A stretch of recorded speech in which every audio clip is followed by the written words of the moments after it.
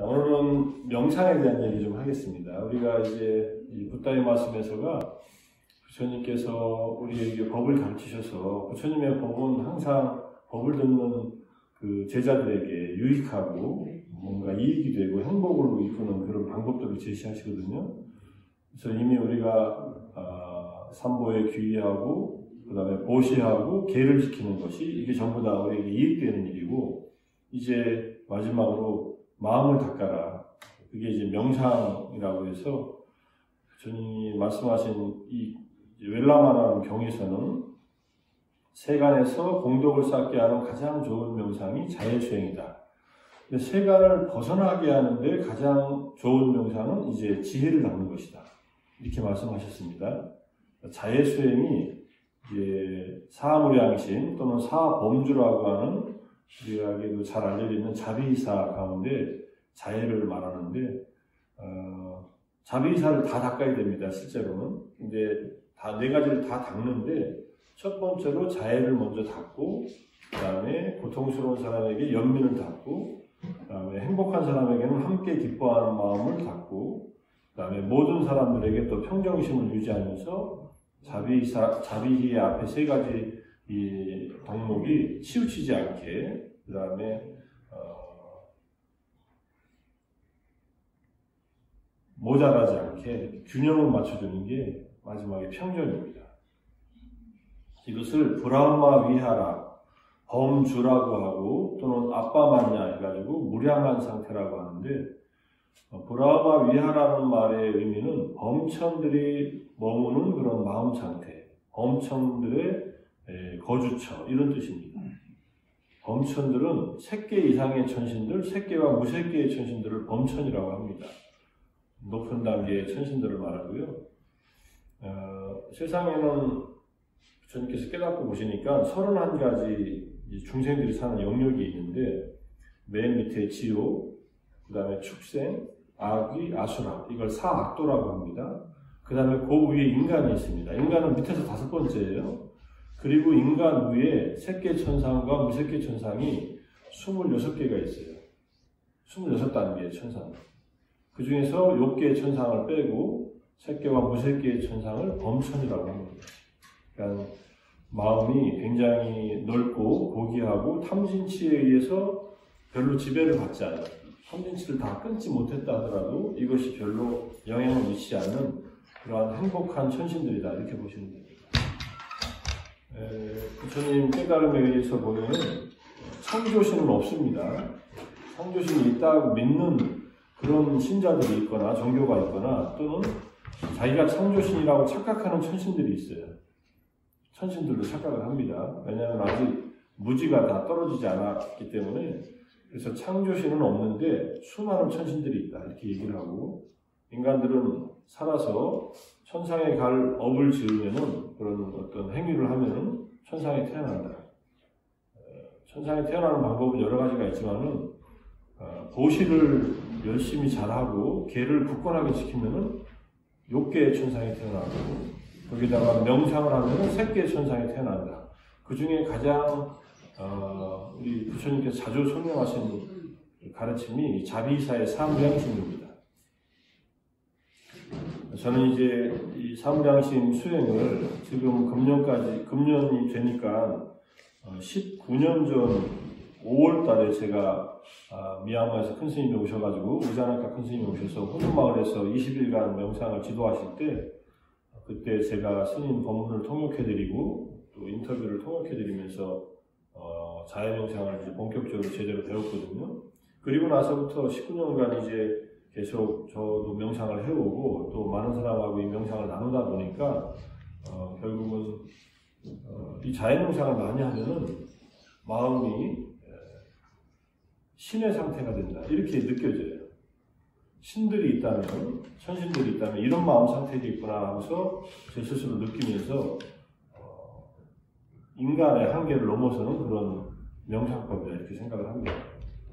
지혜를 닦는 것은 인간뿐만 아니라 천신의 상태도 넘어서니까 더 뛰어난 일이지만은, 자비사의 사무량심을 열심히 마음으로 닦아서 내 마음의 수행법을 삼는다면은 이 생에 살아서 인간의 한계를 넘어서고 다음 생에 이 생이 맞춰지면 범천에 태어난다. 이렇게 이해하시면 됩니다. 그래서 천상세계에 가고 싶으시면 기본적으로 많이 베푸시고 그 다음에 계를 잘 지키시고 최소한 5계는 잘 지키시고 그 다음에 때때로 8계도 지키시고 지난 법회 때 같이 말씀드린 8계 그 다음에 자애의 마음을 위시로 한 사무량심을 아주 굳건하게 자주 닦으시면 됩니다. 어려운 것 같지만 별로 어렵지 않습니다.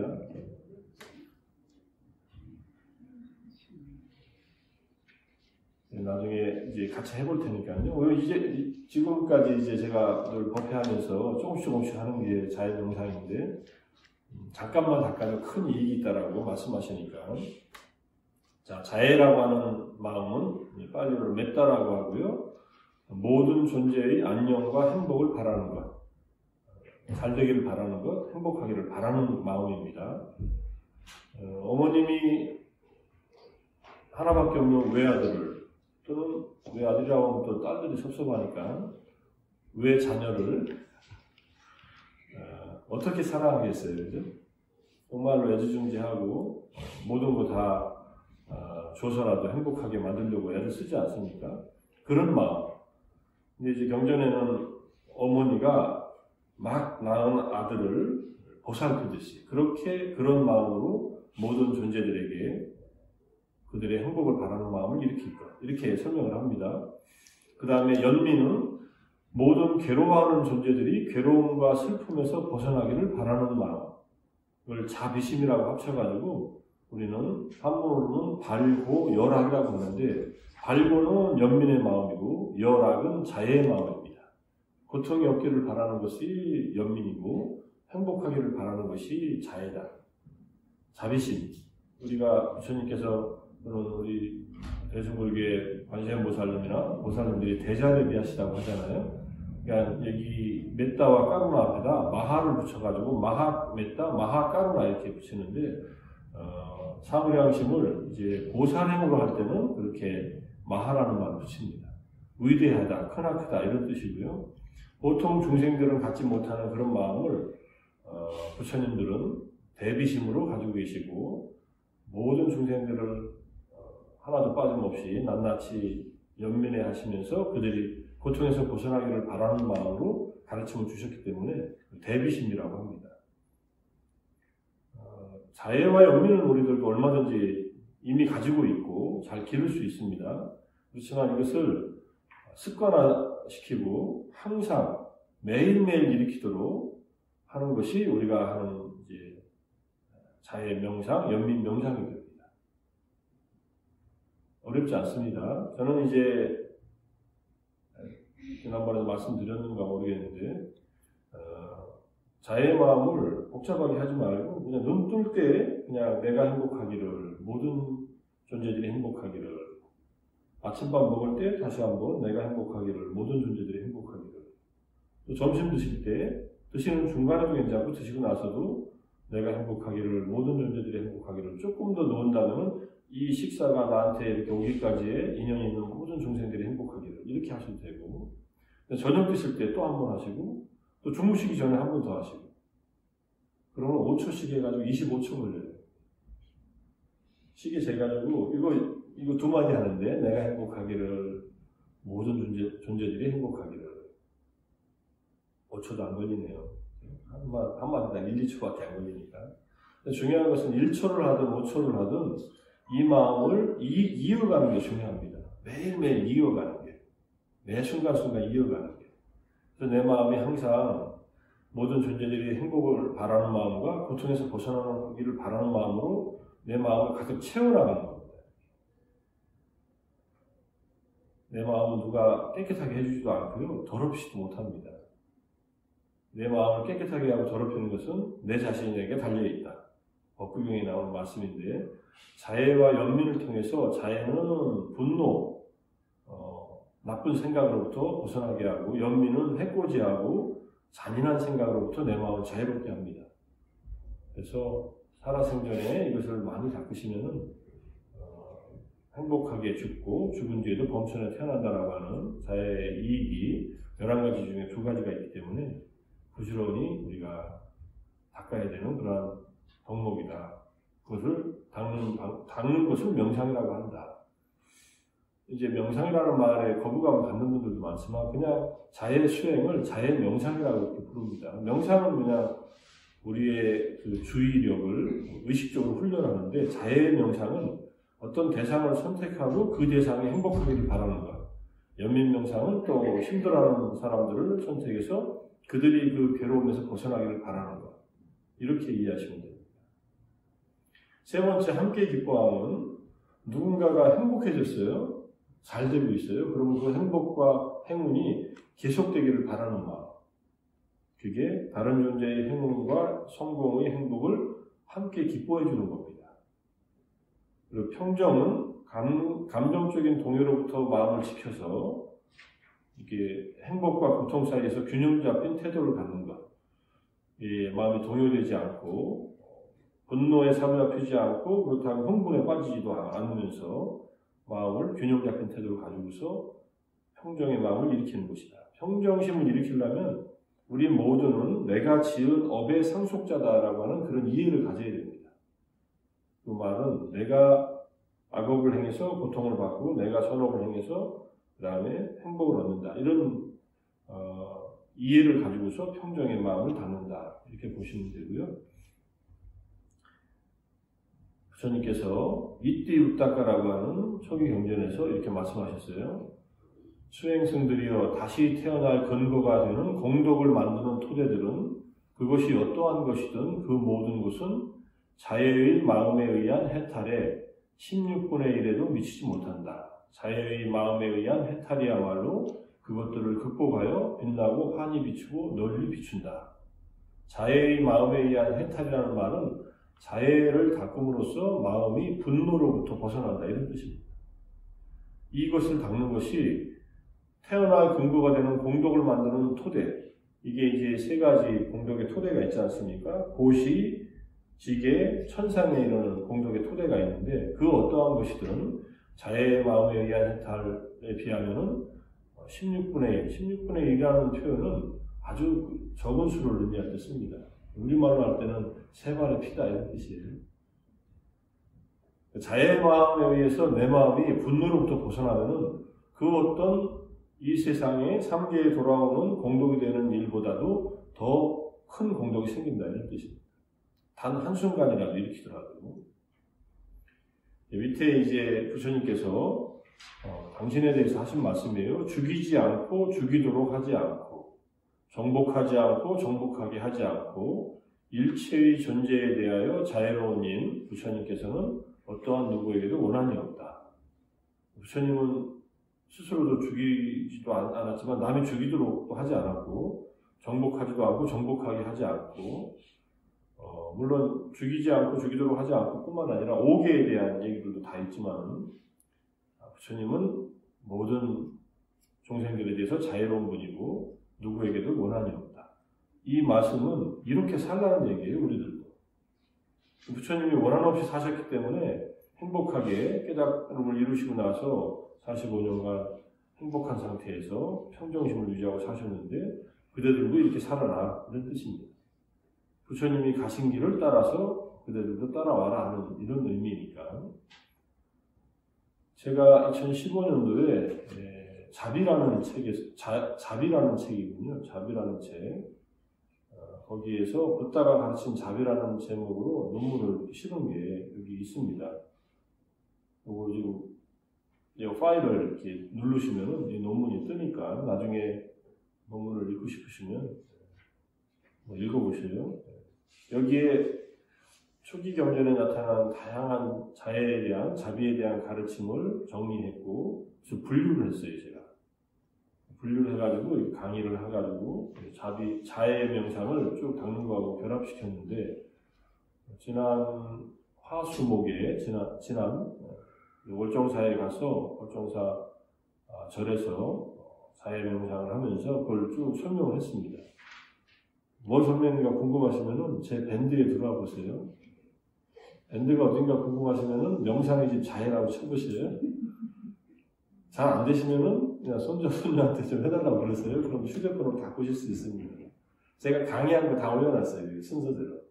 월정사에서 스님들하고 일반 제가자들이 모여서 같이 명상을 했는데, 명상학교 만들어가지고 첫 번째로 제가 명상을 2박 3일간 했는데, 어쨌든 그동안 설명도 많이 드렸지만 오늘은 거기에 대한 핵심적인 내용만 이제 좀 설명드리고 같이 좀 해보겠습니다. 사무량심 사범주라고 하는데, 범천에 태어나게 하는 방법이다. 범천에 태어나는 중생에게는 범천이 가장 높은 곳이었지만 부처님에게 범천이란 단지 윤회하는 고귀한 세계 중 하나일 뿐이었다. 윤회한 세계 안에서 보다도 높은 단계의 고귀한 마음을 가진 존재들이 태어나는 그러한 세계일 뿐이다. 그리고 이 사무량심 명상은 집중력을 높여서 통찰지혜, 지혜를 개발하는 바탕으로 이용할 수 있고, 이 지혜를 갖췄을 때 마침내 해탈로 이어진다. 이렇게 설명을 하고 계세요. 그래서 이제 부처님이 이제 바라문이 이제 이런 질문을 합니다. 고따마 존자시여. 부처님을 고따마 존자라고 부르는 사람들은 부처님의 제자가 아니에요. 부처님의 제자들은 세존이시여 이렇게 부르죠. 부처님을. 감히 부처님을 성으로 부르지 않습니다. 고따마는 부처님의 성이잖아요. 고따마 시타르타. 고따마 존자라고 부르는 것은 우리말로 하면 그냥 김 선생님 이런 뜻이에요.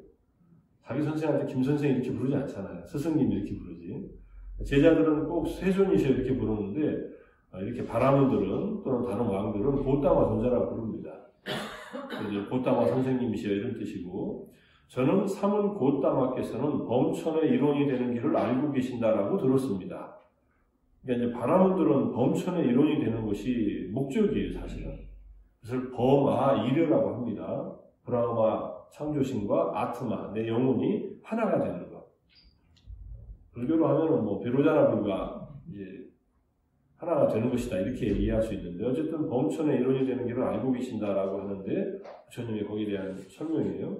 바라문 학도요, 이제 학생이니까 바라문 학도요. 어떤 것이 범천의 일원이 되는 길인가? 바라문 학도요. 여기 비구는 자애가 함께한 마음으로 한 방향을 가득 채우면서 머문다. 동쪽 방향. 그 다음에 그처럼 두 번째 방향, 남, 그 다음에 세 번째 방향, 네 번째 방향, 북. 동서남북 또는 동남서북을 자애가 함께한 마음으로 가득 채우면서 머문다. 이거는 방향을 바꿀 필요는 없습니다. 앉은 자리에서 동쪽을 향해서, 그 다음에 남쪽을 향해서, 서쪽을 향해서, 북쪽을 향해서 이렇게 사방을 향해서 자애의 마음을 가득 채운다는 뜻이고요. 그 다음에 위로 아래로 옆으로. 옆은 이제 중간중간 감방이죠. 그러니까 위 아래 옆까지 하면요 시방이에요. 10가지 방위로 모든 곳에서 모두를 자신처럼 여기고, 모든 생명들을 나처럼 여겨서 모든 세상을 풍만하고 광대하고 무량하고 원한 없고 악이 없는 자애가 함께한 마음으로 가득 채우면서 먹는다. 세상을 가득 채울 수는 없죠. 내 마음을 가득 채우는 거예요, 사실. 각각의 방위를 향해서 가득 채우면서 먹는다. 이것이 바로 범천의 일원이 되는 길이다. 사무량심을 닦으면은 범천의 일원이 돼서 정말 행복한 그러한 천상의 삶을 누릴 수 있다. 이런 말씀을 하신 겁니다. 이렇게 되어 있어요. 범천의 일원이 된다고 할 때, 사무량심 수행을 할 때,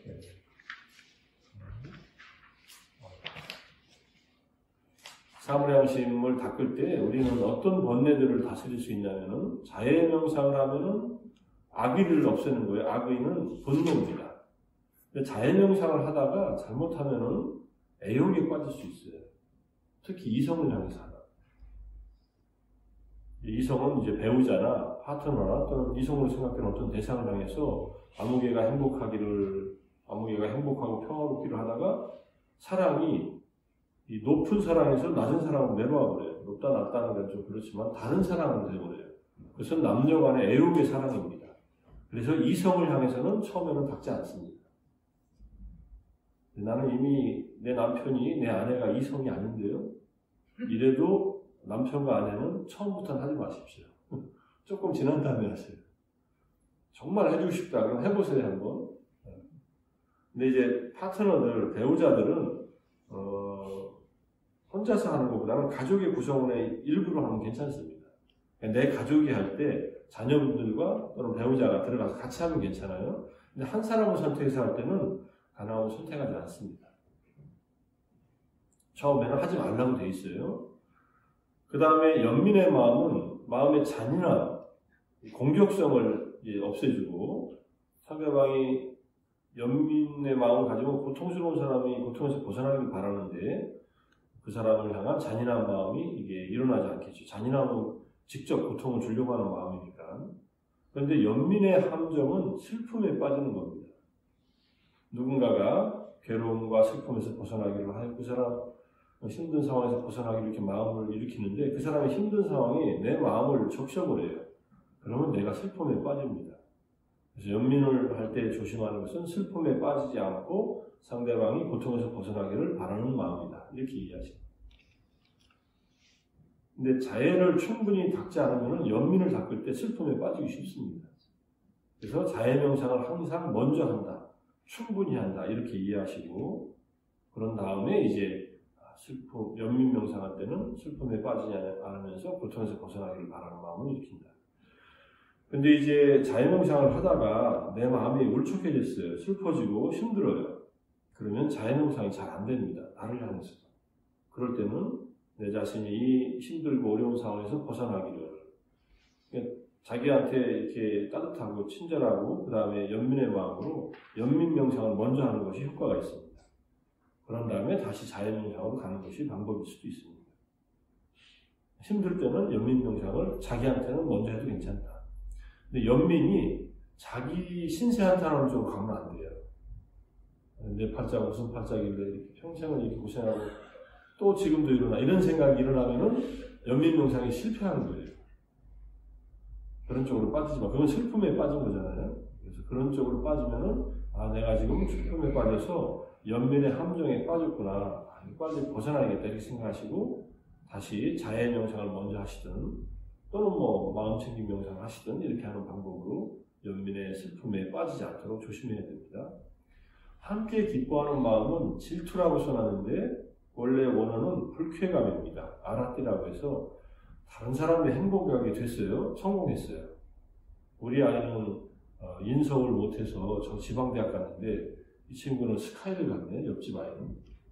그러면 축하해줘야 되는데 괜히 시기 나고 실투나잖아요. 요게 질투에 빠지는 마음이에요. 옆집 애가 공부 잘해서 스카이를 갔든 어딜 갔든 그건 축하해줄 일 아니에요. 근데 우리 아이하고 비교해가지고 우리 아이의 어디 지방대로 이렇게 말하면 안 되지 사실. 죄송합니다. 원하는 대학에 못 갔어요. 스카이를 못 갔어. 그래가지고 우리 아이와 비교해서 그 아이의 성공을 불쾌함, 질투함은 이거는 함께 기뻐하는 마음이 제대로 작동하지 못했다 이렇게 볼 수 있고요. 누군가 행복하고 잘 됐으면은 기뻐해 주는 겁니다. 잘된 일을. 이 함께 기뻐하는 마음은 자애심이 있어야 일어나요. 잘 생각해 보세요. 누군가 행복하길 바랐는데 진짜 행복해졌어요. 그러면 질투할 필요 없죠. 행복해져서 잘 됐다 이렇게 축하해 주는 겁니다. 근데 이 세상이 왜 빛나지 않습니까? 라고 제석천왕이 부처님께 질문을 합니다. 제석문왕경에서 디가니카에 부처님께서 제일 먼저 하시는 말씀이 시기와 질투 때문에 빛나지 않는다 이렇게 얘기해요. 그런 인간의 세계도 마찬가지고요. 욕계 천신들도 마찬가지예요. 욕계 천신들은 질투하고 시기하고 그래요. 그게 인간보다는 강하지 않지만 색계까지 올라가면 그게 거의 없어집니다. 그런 불쾌한 마음이. 함께 기뻐함은 불쾌감, 시기, 질투하는 마음을 다스리는 것이다. 그래서 누군가가 잘 됐으면 진심으로 그 사람이 잘된 것을 축하해주고 기뻐해줘요. 마음 한쪽으로 뭔가 남겨놓지 말고 그러면 복이 됩니다. 자기한테 복이 되고. 그 다음에 함께 기뻐하다가 괜히 세속적인 흥분에 빠지면 함께 기뻐함이 이렇게 실패한 것이 돼요. 흥분하지 말고 기뻐해줘요. 흥분하지 않으려면요, 밑에 이제 평정심을 가져야 돼요. 자, 평정심은 무엇을 제거하느냐? 적대감이나 또는 강한 집착 같은 것을 이제 다스려주고, 평정심을 갖는다고 해서 잘못하면은 무관심에 빠질 수 있어요. 그래, 자업자득이야. 네가 잘못했으니까 네가 괴로운 거지. 뭐 나보고 어떻게 하라고. 요게 무관심에 빠져. 그래, 네가 잘못해서 지금 괴로워하지. 근데 너도 그걸 잘 받아들이고 또 내 스스로가 겪고 있는 고통에 대해서 스스로 연민의 마음으로 잘 이겨내고 네가 행복해졌으면 좋겠다. 이렇게 마음을 일으키는 게 평정심에서 자비희를 일으키는 거예요. 항상 평정심이 바탕이 돼서 자비희를 함께 일으켜야 된다. 이렇게 이해하셔야 되고요. 다시 한번 말씀드릴게요. 사무량심을 닦으면은 11가지 이익이 있습니다. 제가 일단 지금 안 써놨는데 말씀드린 적이 몇 번 있으니까 제가 한번 쭉 읽어드릴게요. 첫 번째, 편히 잠든다. 두 번째, 편히 잠에서 깨어난다. 세 번째, 악몽에 시달리지 않는다. 여기에 잠하고 하게 되어 있습니다. 그래서 밤에 잠 못 드시는 분들은 주무시기 한 30분 전에 앉아서 하시기 어려우면 누워서 그냥 하셔요. 편하게 누우셔서 내 자신이 행복하고 평화롭기를 또 모든 존재들이 행복하고 평화롭기를 이렇게 계속 반복하는 거예요. 근데 이것을 뭐 주문해오듯이 하지 말고 그 의미를 충분히 음미하면서 반복하셔야 돼요. 30분 정도 해보세요. 잠드시는데 도움이 많이 될 겁니다. 실제로 불교하고 별로 관계없는 제가 주민센터에서 자유명상을 8주간 가르치는 일이 있었어요. 그랬더니 첫 주에 딱 하고 그 다음 주에 어떤 이제 어르신이 할머니가 너무나 일주일간 잘 잤다고 하시더라고요. 자기는 평생 동안 잠을 못 주무셨대요. 이 불면이 있어서. 근데 가르친 대로 자유명상을 했는데 바로 잠이 오더라고요. 신기하죠. 잠이 와요. 저는 자유명상할 때 졸리면 좀 졸라 그래요. 편히 잠든다 그랬잖아요. 앉아서 자는 게 좀 힘드니까 잠에 자는 것은 누워서 잘 때 하고 평소에도 자유명상을 많이 하면은 마음이 많이 안정됩니다. 행복해지기를 바라는 마음은 나의 행복을 가져다주기 때문에 그렇고 자, 그래서 어쨌든 세 가지가 잠과 관련된 세 가지 이익이 있고요. 네 번째는 사람들이 사랑한다. 내가 사람들에게 좋은 마음을 일으키는데 사람들이 나를 대하는 태도도 사랑으로 돌아오겠죠.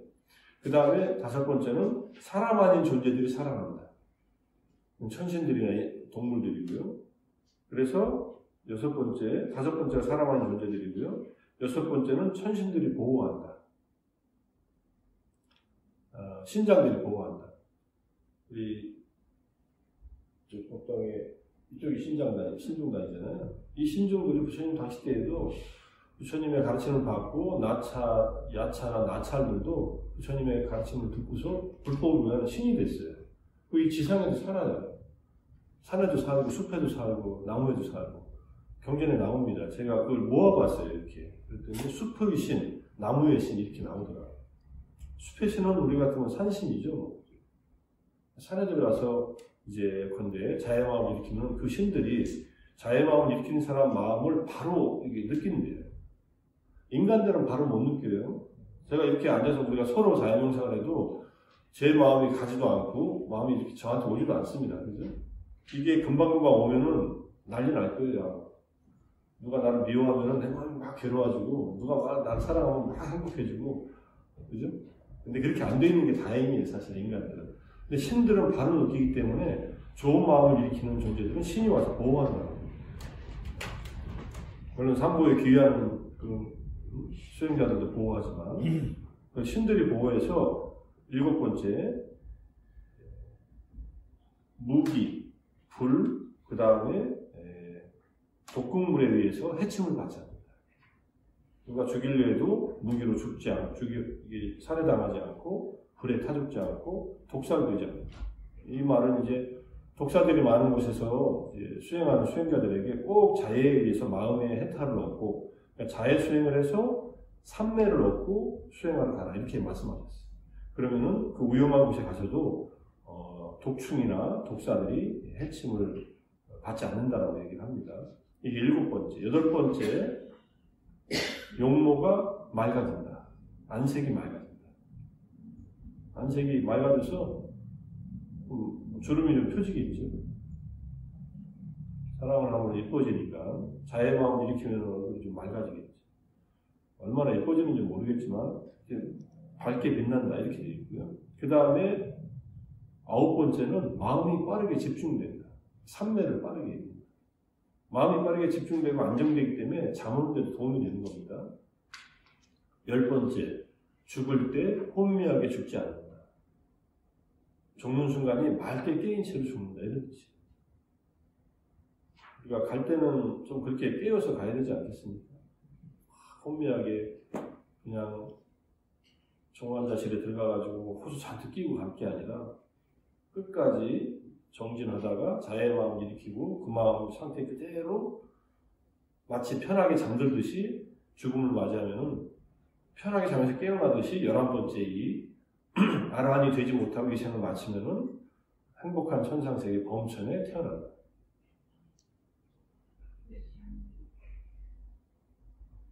열한 가지 종합 선물 세트예요. 부처님 우리에게 가르쳐주신, 우리에게 가져다주는 이 자의 마음, 연민 마음, 함께 기뻐하는 마음, 평정심, 자비사를 닦으면은 이 11가지 이게 어떤 것을 닦으라도 다 생겨요. 이거 부족하다. 나는 이제 해탈해야겠다. 그러면은 지혜를 닦으셔야 돼요. 자의 명상을, 연민 명상을, 함께 기뻐하는 명상을, 평정 명상을 닦아서 이 11가지를 많이 경험하시고, 그 다음에 갈 때도 편안하게 가시고, 그 다음에 다음 생에서 범천에서 자연명상을 함께 닦으면은, 늘 닦으면은 범천에 어딘가에서 같이 만나겠지. 범천은 시간이 너무 길어가지고 여기서 평생 살다가도 거기서는 막 1, 2분밖에 안 될 수도 있어요. 거기에 우리의 한평생이 거기서는 사천왕천에 인간의 50년이 사천왕천의 하루예요. 하루 위의 천사. 여기서 50년 열심히 살다 가면 거기 하루 지났어요. 그러니까 한평생을 100년을 살다가도 거기 이틀 지난 거예요. 천상의 시간은 그렇게 길게 삽니다. 우리가 이 생에서 이렇게 같이 부처님 법을 배우고 같이 자의 연민 함께 기뻐하는 평정심을 하는 자비사의 사음량심을 함께 열심히 만약에 닦는다 그러면 마치 예전에 한국 불교에서 연불결사 그 신라 때부터 하던 결사가 있거든요. 만일결사라고 해서 만일이면 대략 한 28년 정도 돼요.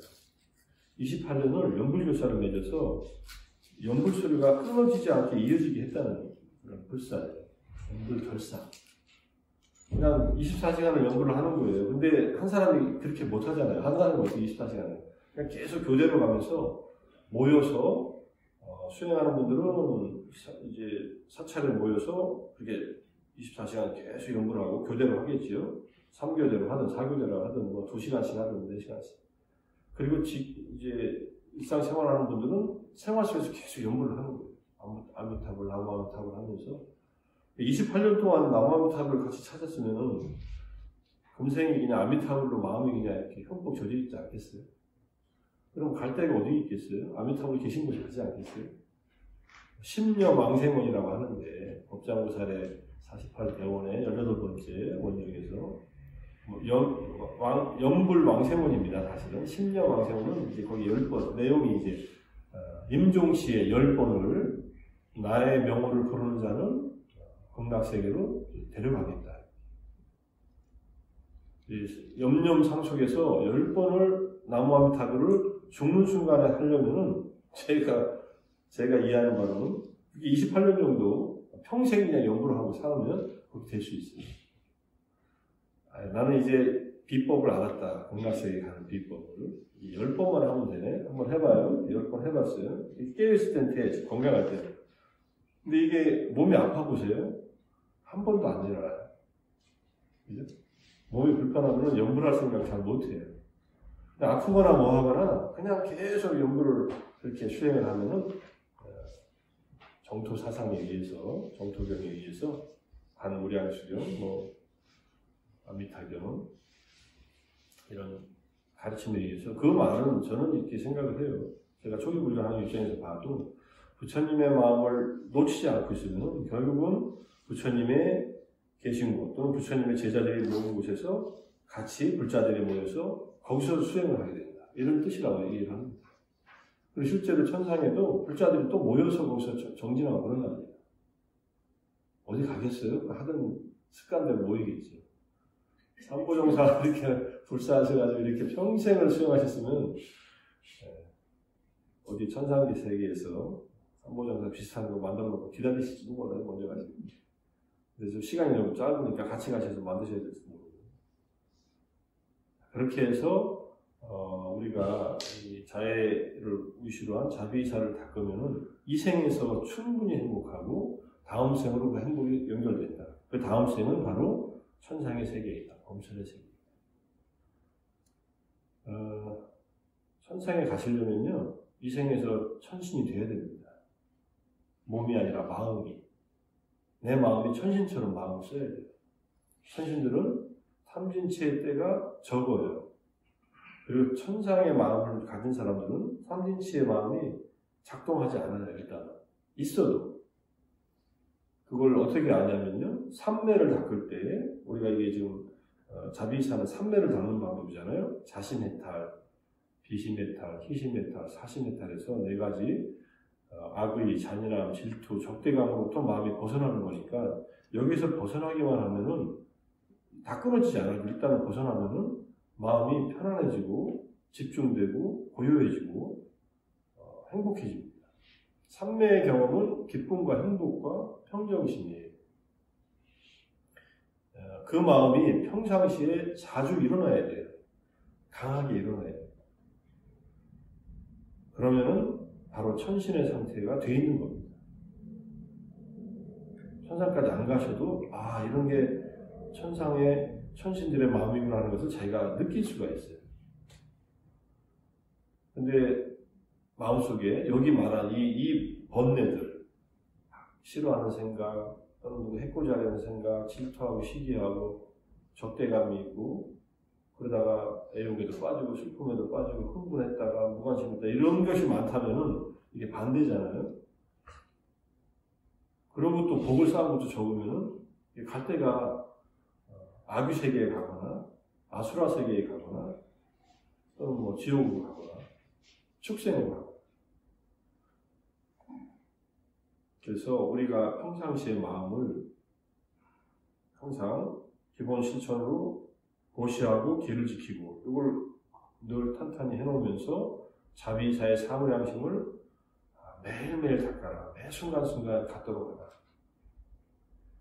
이게 부처님이 중생들을 위해서 설하신 세상에서 가장 공덕이 되는 그런 가르침으로 설하신 내용이다. 이렇게 이해하시고 하셔야 돼요.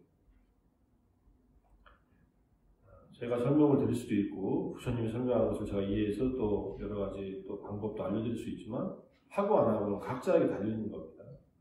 안 하면은 부처님 가르침 만나서 내 마음에 이렇게 단련이 안 돼 있고 수련이 안 돼 있으면은 이제 그만큼 선업을 짓는 일에 게을렀다. 이걸 게을리하면은 마음이 불편해져요. 불편해지면은 그 불편한 마음을 갖고 이 생을 마치면은 불편한 곳에 갑니다. 지금까지 살아오시면서 누군가에게 잘못했다면은 빨리 용서를 구해놓고 그분들이 살아있다면, 또는 누가 나에게 잘못했다면 나도 용서를 해주고, 그리고 상대방도 행복하기를 바라고 나도 행복하기를 바라고, 최대한 화내지 말고 짜증내지 말고, 또 혼자서 또 슬픔에 빠져서 괴로워하지 말고. 슬픔은 이 강화되면 우울증이 되잖아요. 우울증은 자기한테 화를 내는 거예요. 우울 증상. 그러지 말고 열심히 부처님 마음 가르침 따라서 마음을 닦고 닦아서 사무양심으로 충만하도록 닦아서 내 마음이 행복하도록 만들어 놔야 그 다음에 지혜를 닦을 수 있는 토대가 만들어져서 지혜까지 닦으면은 이제 3계에서 벗어날 준비를 하는 겁니다. 나는 3계에서 눌러 앉아 살고 싶다. 그러면은 지혜는 닦지 마시고 여기 사무양심까지만 닦으셔요. 근데 부처님께서 진짜 행복한 것은 지혜를 통해서 번뇌를 끊을 때 행복하다 하셨으니 부처님 가르침을 따른다면 사무양심을 닦고 그 다음에 지혜를 닦아야죠.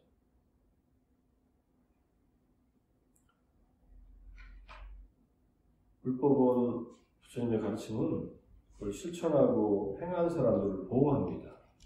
내 마음에서 자비사가 계속 일어나면은 스스로를 그게 보호해요. 내 마음을 보호해요. 내 마음을 보호해 줄 사람은 누가 없어요. 아무도 없어요. 여기 앉아 계신 불상이 나를 보호해 주지 않습니다. 그죠? 부처님은 가만히 계시잖아요. 근데 부처님은 이미 설법을 다 해놓으셨기 때문에 우리가 그 가르침을 찾아서 실천해야 돼요. 그래서 삼보에 귀의하고 그 다음에 내 마음속에 이 사무량심을 닦아서 스스로가 쉴 수 있는 공간을 마음에다 만들어놔야 돼요. 안 그러면은 몸이 좀 아프고 힘들 때 주변 사람들한테 짜증내고 힘들게 하면서 그냥 사람들이 나를 미워하게 만들어요. 그래서 내가 남에게 악의를 품거나 잔인한 마음을 품거나 질투하는 마음을 일으키거나 적대감을 일으키면은 이것이 나에게 돌아옵니다. 일으키는 순간 이미 내가 그것에 의해서 피해를 받는 거예요. 부처님은 오죽하면 내 팔다리 사지를 누가 톱으로 적이 와서 자르더라도 화내지 말라. 화를 내면 너한테 해롭다고. 내가 막 화를 내면 그 사람이 막 괴롭나요? 이놈이 화내네? 괴롭네? 더 자르자. 더 괴롭게 할 수 있잖아요. 평정심을 가지면 오히려 두려워할지도 몰라요. 이 사람은 누군데 이렇게 내가 고문을 하는데도 팔다리를 자르는데도 이 사람은 더 이상 했으면 안 된다. 이런 마음을 두려운 마음이 날 거 아니에요. 그래서 부처님의 가르침은 화나는 상황에서 화내지 말라. 오히려 상대방에게 자애의 마음을 일으켜라. 연민의 마음을 일으켜라. 나한테도 일으키고. 그 사람이 잘못했다고 해서 나까지 잘못할 필요는 없다.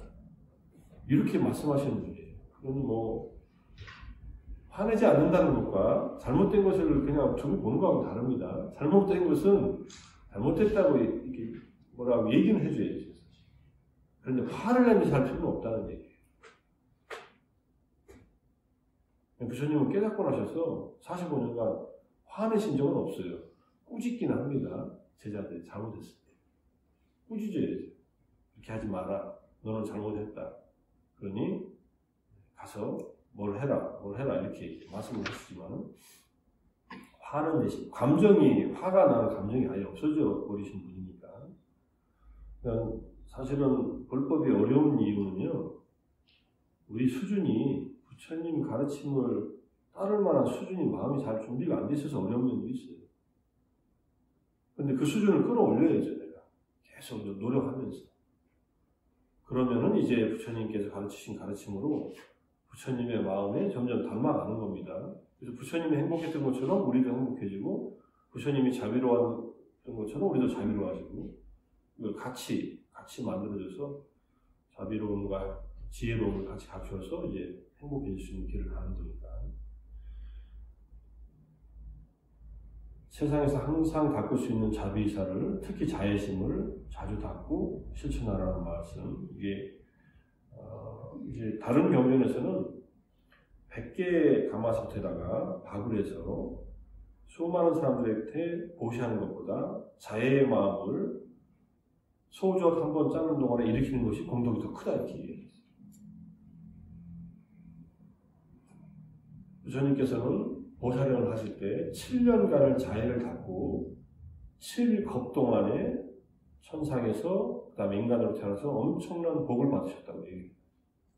7년이 7겁으로 한 찰나가 몇백 년이 될지도 몰라요, 사실. 그래서 공덕이 더 크다는 거예요.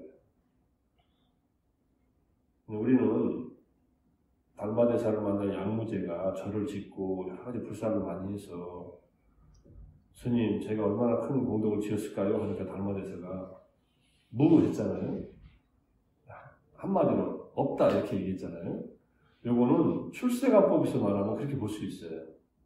깨달음을 추구하는 입장에서는 그렇게 세속적인 선행을 한 것이 결국은 무상하니까 없어진다 이렇게 말했을 수도 있는데, 양무제의 근기를 보시고 자극적인 가르침을 주셨다고 저는 생각을 합니다. 이 사람이 이제 좀 더 정진을 더 하라고, 자기가 한 선행에 이렇게 젖어 있고 빠져 있지 말고, 그거는 이미 잘한 거니까 충분히 복이 될 거야 근데 당신이 거기에 머물러 있으면 안 돼. 더 정진을 해. 라고 이렇게 제가 생각하는 거예요. 그렇게 충고를 하셨다고 생각하는데, 실제로는 양문제와 같은 그런 선행들을 우리는 해야 됩니다. 하고서 집착하지 않으면 되잖아요. 자비사도 충분히 일으켜야 돼요. 일으키고 집착하지 않아요. 근데 일으킬수록 행복하고 편안하고 안정되기 때문에 많이 길러야 됩니다. 오늘부터라도 또 자애심을 또 기른다고 생각하시고, 제가 조금 이따가 같이 또 연습을 하면서 말씀드리겠습니다. 이제 마지막, 이제 요 5장의 마지막 그 파워포인트는 요거예요. 통찰지.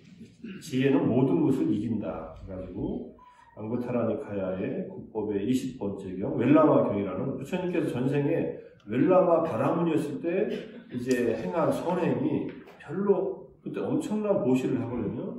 약간 사회사업처럼 큰 보시를 많이 했는데, 그 보시가 크게 공동은 컸지만은 그 정도의 공동으로 그쳤다는 걸 알고서 이제 얘기를 법문을 하시는 거예요. 깨닫고 나셔서 보시는 보시 받는 사람의 영적인 상태, 그러니까 정신적 상태가 수행의 정도와 번뇌의 소멸의 정도에 따라서 결실의 크기가 달라집니다.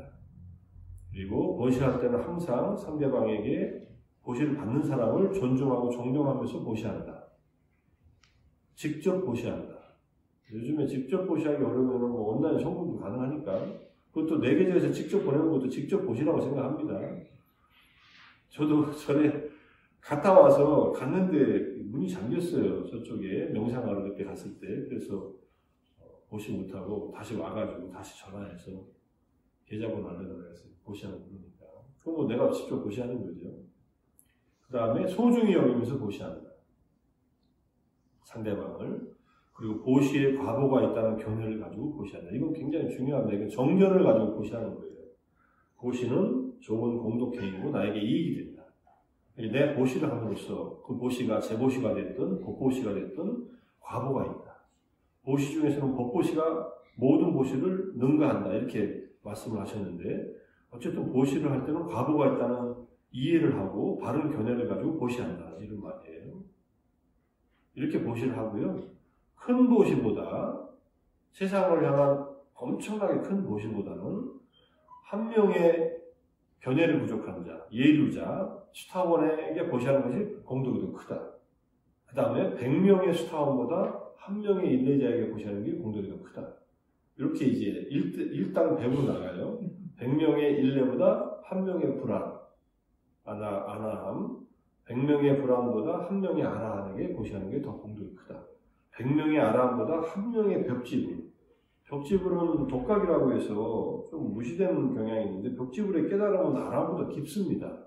단지 벽지불은 누구한테 배워서 깨달은 게 아니라 전생의 부처님하고의 인연 때문에 금생에 벽지불이 돼서 아주 소수의 사람들에게 법을 가르치다가 열반하시는 분이에요. 아주 가까이 있다. 아무한테도 법을 설하지 않는 건 아니에요. 같이 사는 사람들한테는 일러드리겠죠.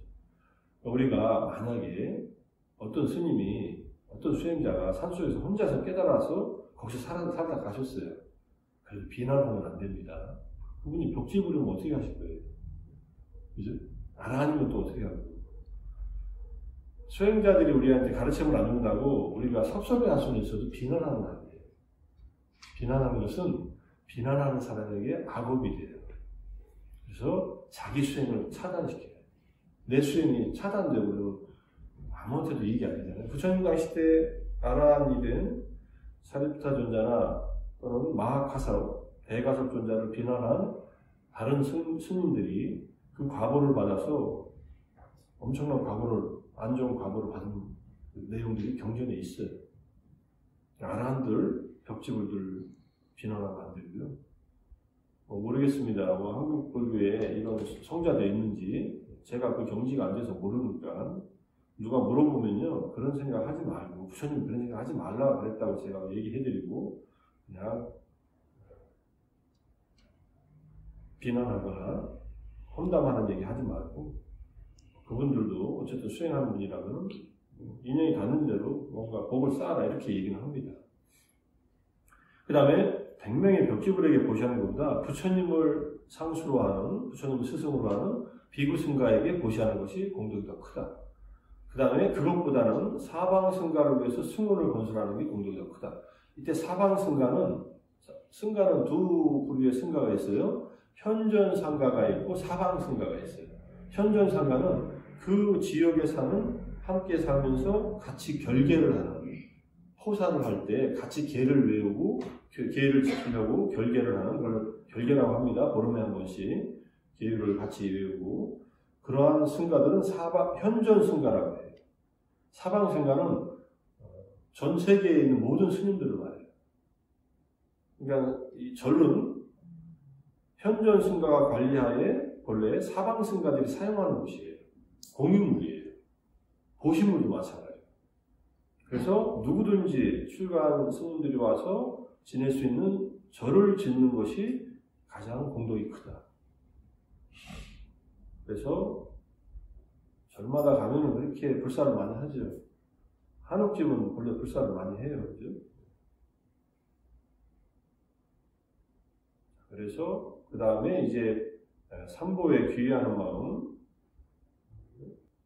그 다음에 그런 승원을 건설하는 것보다 삼보에 귀의하는 것이 더 공덕이 크다. 이렇게 얘기하고요. 그 다음에 이제 사방승가를 위해서 절을 건설하는 것보다 삼보에 귀의하는 것이 더 공덕이 크다. 우리가 할 수 있는 것은 앞에는 다 보시고요. 여기서부터는 삼보에 귀의합니다. 그 다음에 삼보에 귀의하는 것보다 계를 지키는 것이 더 공덕이 크다. 이렇게 보면요, 이렇게 이해하실 수 있어요. 우리는 불교 신자가 아니라도 5계를 잘 지키는 사람이 공덕이 더 크다고 볼 수 있어요. 불교에 귀의하는 것은, 삼보에 귀의하는 자는 불자잖아요. 여기 계신 모든 분들, 저를 포함해서 다 불자니까 이건 공덕이 있어요. 우리가 삼보에 귀의하고 삼배를 하고 삼비를 노래를 부르고 이거 다 공덕이 되는 행위다. 그런데 계를 지키는 것이 더 공덕이 크다.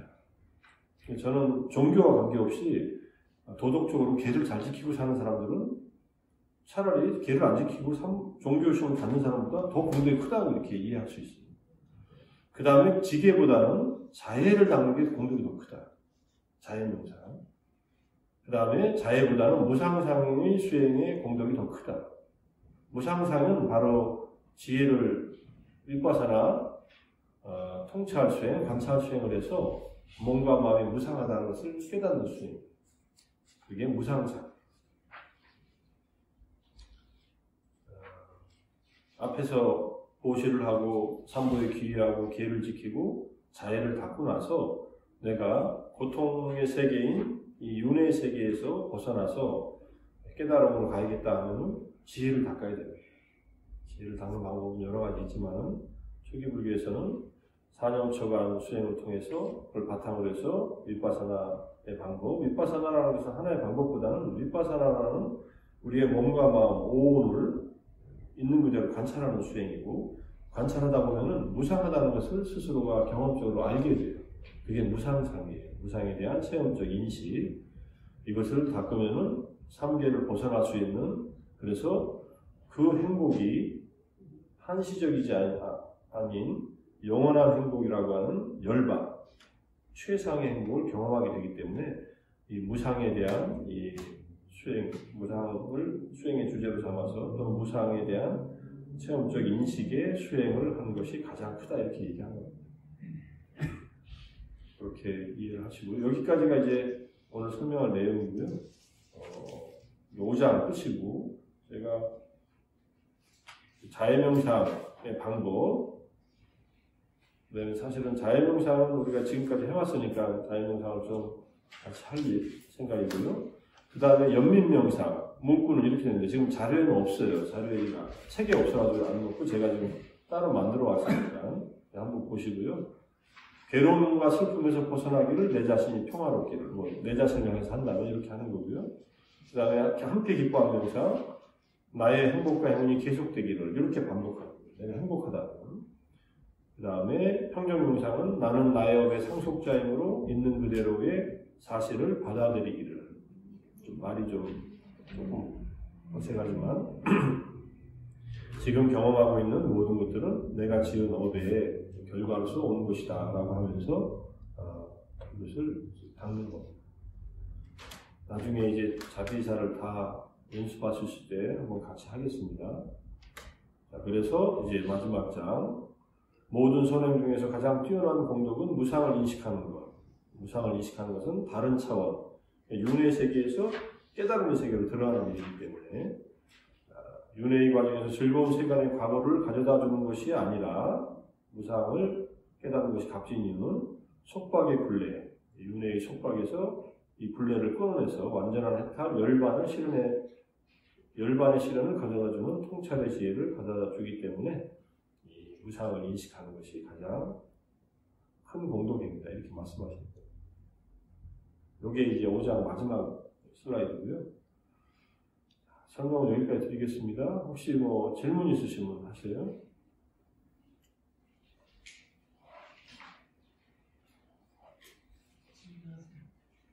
예. 그냥 앉아서 하십시오. 네. 우선 진리의 말씀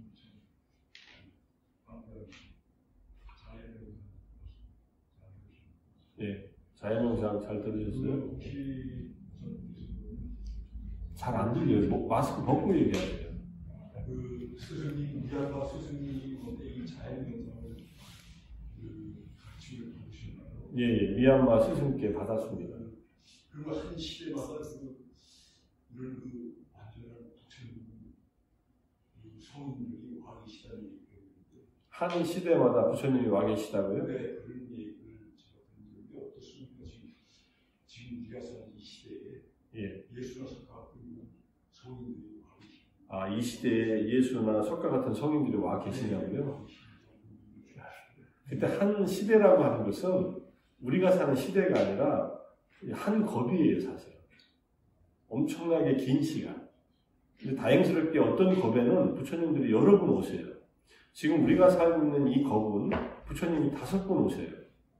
서가모니 부처님은 4번째 부처님이고 5번째 부처님은 미륵 부처님이에요. 근데 미륵 부처님은 지금 도솔천에 계세요, 마지막으로. 모든 부처님들이 지상에 내려오시기 전에, 인간 세계로 내려오시기 전에 마지막으로 천상 세계에 머무시는데 그게 도솔천이에요. 그래서 이미 대승불교에서는 미륵상생경, 미륵하생경이라는 경전이 있거든요. 그것이 이제 그런 모티브로 만들어졌는데, 저는 이 시대에 서가모니 부처님이나 예수 같은 분이 있다고는 별로 생각하지는 않습니다. 근데 그분들의 가르침을 따르는 많은 제자들이 그 가르침을 펴고 있다고는 생각을 합니다. 깨달은 분이 없다고 생각도 안 합니다. 근데 누가 깨달은 분인지는 제가 그래서 확인할 방법이 없어서 그냥 훌륭한 가르침을 주고 저에게 그런 분들을 스승으로 삼아서 제가 이제 수행을 해보는 수밖에 없습니다. 그렇게 생각하고 공부합니다. 목사님께서는 그동안 구도 과정을 많이 겪으신 것은 많은 스승들 만나셨고 지금 현재 미안해 계신 스승이 어떤 경지에 지금 제가 배운 미얀마에 계신 스승님이 어떤 경지에 도달했을 거냐고요? 지금 그 스승을 모시는 그분이 경지에 도달하지 했든 안 했든 저는 별 관계없고요. 제가 그분을 모시고 통역도 하고 또 최근에 미얀마 또 가서 가까이서 뵙고 인사드리고 수행을 했는데 정말 저는 존경하고 훌륭한 스승이라고 생각합니다. 저는 깨달음의 여부는 아예 생각도 안 합니다. 부처님이 생각하지 말라 그랬어요. 왜냐하면은 중생들은 깨달은 자를 못 알아본다 그래요. 그럼 어떻게 우리가 그분들을 점검해야 되느냐? 우리 앞에 이미 얘기했지만 가까이 가서 그분의 언행을 말과 행동 일치하는지를 잘 살펴라. 그리고 법문을 들어보고 마음에 와닿으면 그분을 스승으로 삼고서 배워라 이렇게 얘기해요. 근데 제가 수행을 해가지고 어느 정도 이제 수행이 진전되잖아요. 그럼 그만큼씩 보여요, 스승도. 그러니까 내 눈으로 스승을 이렇게 판별한다고 생각하면 큰 오산이 생긴다 이렇게 말씀하셔요. 안 보이는 것을 보려고 하지 말라. 단지 믿을 만한 스승이 있으면 가서 가르침을 청해서 듣고 오랫동안 잘 살피고 믿을만 하면 그분의 가르침을 따라서 수행을 해라. 그런데 제가 이해한 바로는 부처님과 같은 스승은 없습니다. 부처님 이후로. 부처님처럼 중생들의 모든 근기를 알고 중생들의 번뇌를 알고 그걸 끊어줄 수 있는 적절한 가르침을 주는 분들은 없어요. 없으니까 우리는 어떻게 해야 되냐면은 경전도 많이 읽되 법을 가르쳐주는 스님들을 또는 스승들을 주로 이제 수행하신 분들을 또 교리를 잘 아시는 분들의 가르침을 많이 듣고 그 중에서 나에게 도움이 될 만한 것을 내가 실천해서 확인하고 그러면서 그것을 계속 그런 작업이 필요한 거지. 한 분의 스승이 뭐 훌륭한 스승을 만나서 그렇게 배우는 건 정말로 다행이지만 그분들이 가르침을 따르는 게 더 중요하니까요. 반드시 해요. 부처님도 훨씬 노고가 되셔서 힘드실 때 어떤 제자가 몸이 아픈 제자가 임종 전에 부처님을 꼭 만나기를 원했어요. 부처님한테 말하자면 부처님 직접 찾아갑니다. 그러니까는 나도 이 노쇠한 몸을 이끌고 다니는데 내 몸을 봐서 이 색신을 봐서 뭐 하겠느냐 하면서 부처님이 내 가사를 붙들고 평생을 쫓아다녀도 내가 설한 가르침을 실천하자면 아무 이익이 없다 이렇게 말씀하셨어요. 2600년 전에 우리가 부처님 만약에 제세시에 인도에서 태어났다 하더라도 법을 실천을 덜 했다면은 이렇게 그 시간 동안에 수행을 잘 못했다면은 마찬가지입니다. 부처님께서 가신 2600년이 됐지만 그 가르침이 여전히 전해지고 있고 우리가 그 가르침을 따를 수 있는 어떠한 마음이 일어나고 그 가르침을 따른다면 저는 이제 부처님 법을 따르고 법을 실천하는 사람이 되고 법을 보게 되면 나를 본다라고 하셨거든요. 그때 법은 열반이에요.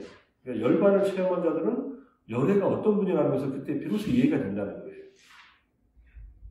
그럼 뭐 부처님을 만난다는 것은 밖에 있는 어떤 대상을 찾는 게 아니라 내 마음의 번뇌를 줄이고 끊어서 삼진치가 소멸되는 열반을 궁극적으로 경험할 때 이제 부처님의 경지가 이런 것이구나 하고서 자기가 직접 체험해서 알게 된다는 거죠. 그렇게 이해합니다. 예, 앉아서 하시는 거예요. 태어나서 다시 이 세상을 산다. 사람으로 태어나서 이 세상을 산다고요. 다음 생에 사람으로 오기가 다음 생에 다시 사람으로 오기가 어렵다. 네, 근데 이제 사람으로 오려면 이 세상을 어떻게 최소한도 살아야 사람으로. 다시 사람으로 태어나려면 어떻게 하면 되느냐? 네, 어느 정도의 수행을 해야 되는지 어느 정도 수행을 해야. 뒤로 좀 돌아갈게요. 그 얘기가 뒤에 앞에 있어요.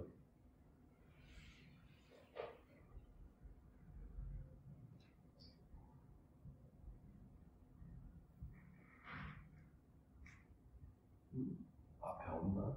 다른 데서 제가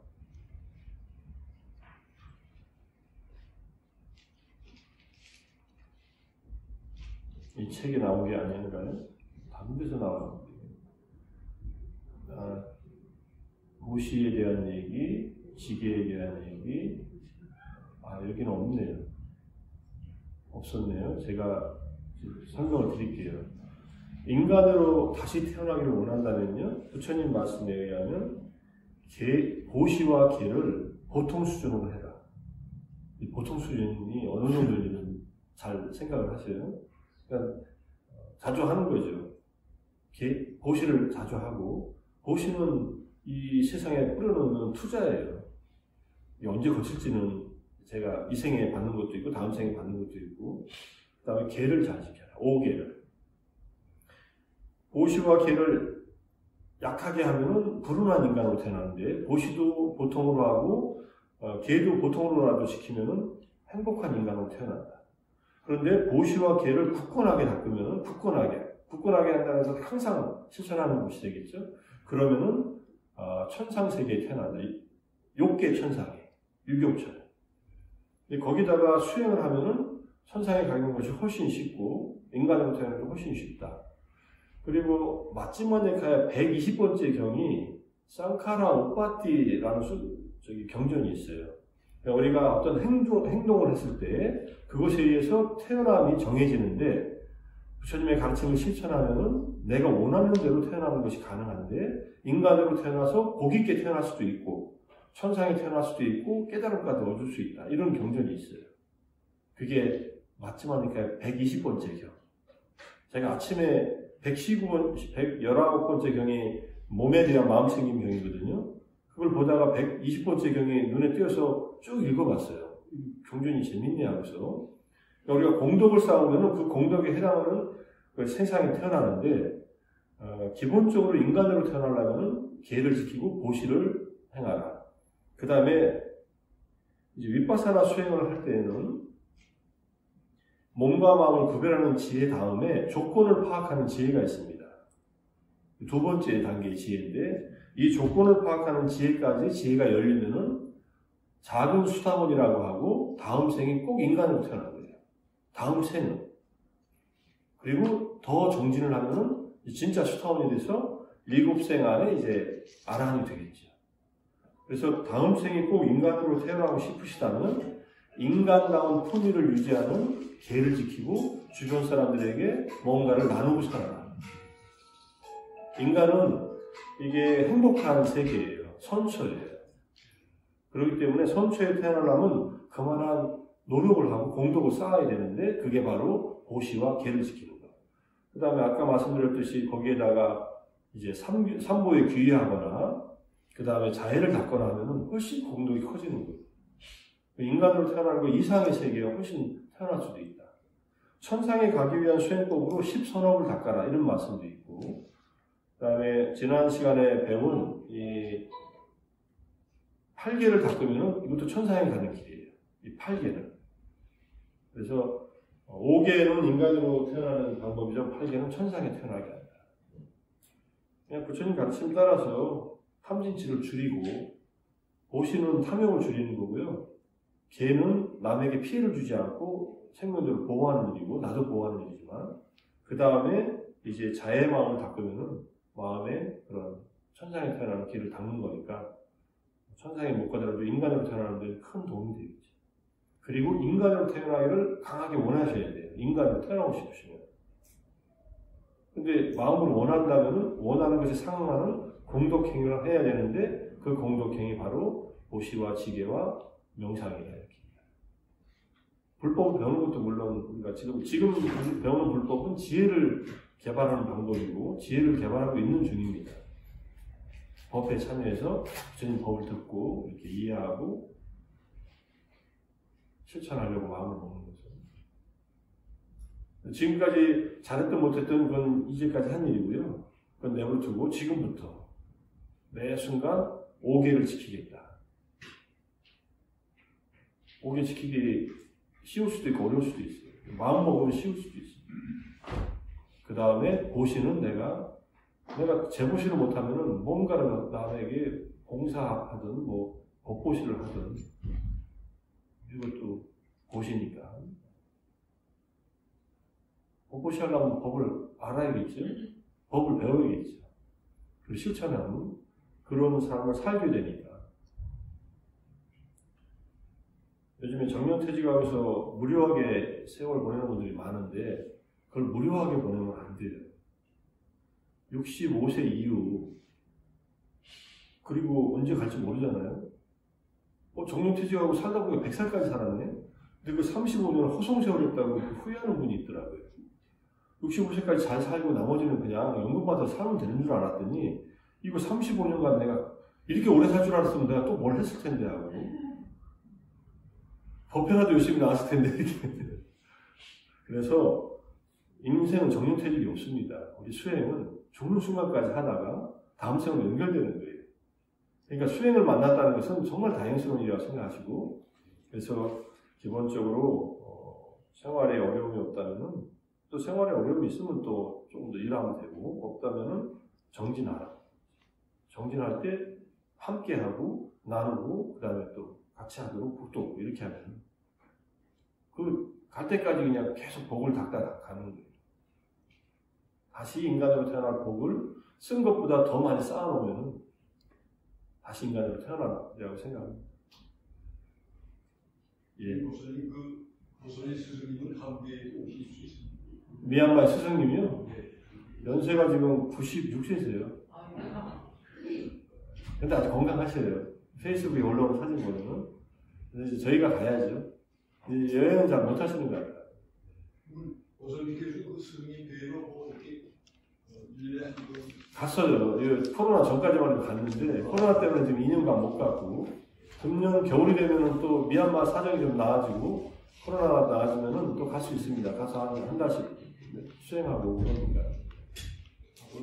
그때 기회가 되면 한번 같이 가시죠. 네, 고맙습니다. 예. 시간이 많이 됐네. 그래도 명상을 송도도 한번 짜는 동안이라도 명상하면 공덕이 크다니까 우리 조금만 명상하죠. 배웠으니까 이제 마음으로 닦아봐야죠. 다시 자연명상. 제가 연민명상 이거 한 번씩 하려고 하다가 시간이 이렇게 가버렸으니까 자연명상만 하고서 마무리하겠습니다. 허리를 쭉 펴시고요. 이어서 그냥 하겠습니다. 제가 안내해드리는 문구를 들으시면서 자의심을 일으켜보세요. 눈 감으시고